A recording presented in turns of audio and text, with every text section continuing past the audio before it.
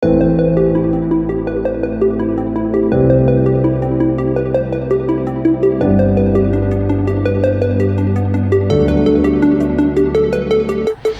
in 2017, when our church was just a Bible study in our living room, we were prayer walking through the community housing in our area and asking God to open doors for us. And 4 years later, God has answered that prayer beyond what any of us could have dreamed or imagined at the time.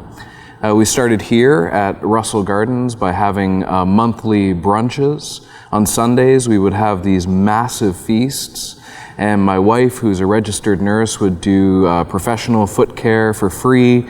And we would just hang out for hours and play games and build relationships with our neighbors here. And like so many Christians, we came in here thinking that we were going to be the ones doing all of the blessing, but we have been equally blessed by our neighbors here, and some of them have become our very dear friends.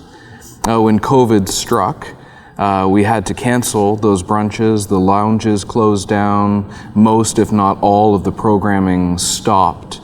And we were really worried that we were going to lose all of these connections. We were going to lose all of our relationships, everything that had been built. And it was hard, incredibly hard, because there was so much fear and anxiety, and we didn't know how we were going to be able to be here for our neighbors if we couldn't be on site.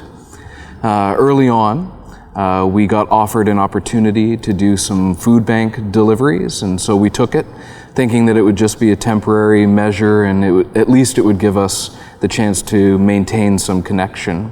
So we would pick up phoned-in food orders from the local food bank at Confederation Court, and we would deliver them to people here in the lobby, or we would take them up to their apartments if they had mobility issues. And at first, it was just a few orders. And then every week there were more and more and more orders. And what we quickly discovered was that there were actually a lot of barriers to people being able to access the physical food bank. And so this delivery service was removing a lot of those barriers. And so now more and more people were accessing the food bank than did before. And so we were doing more than any of us anticipated we would be. So COVID actually made us aware of a need in our community that none of us was aware of. And COVID gave us an opportunity to step into that need and do something about it.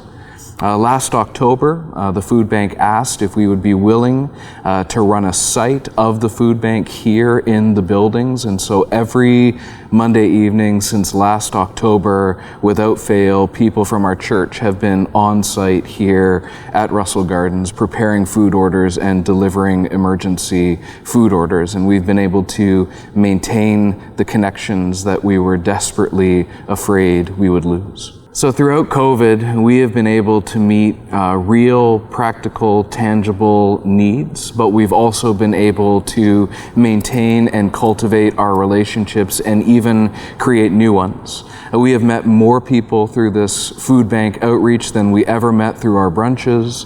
We're more involved here than we ever were before COVID. Every week we are able to check in with our neighbors, we're able to ask how they're doing, we're able to see how they're doing. So we've been able to maintain that connection, which really is the most important part. And we've been able to deepen our collaborative relationships with social workers and community houses in the area as well. We have become reliable partners and known actors in our community. So COVID has been incredibly difficult, but it's also been a blessing in a lot of ways, and God is good. If I had anything to say to the capital C church here in Ottawa, it would be this. We have a tendency as churches and Christians and organizations, we have a tendency to come into lower income neighborhoods wanting to do a lot and give a lot.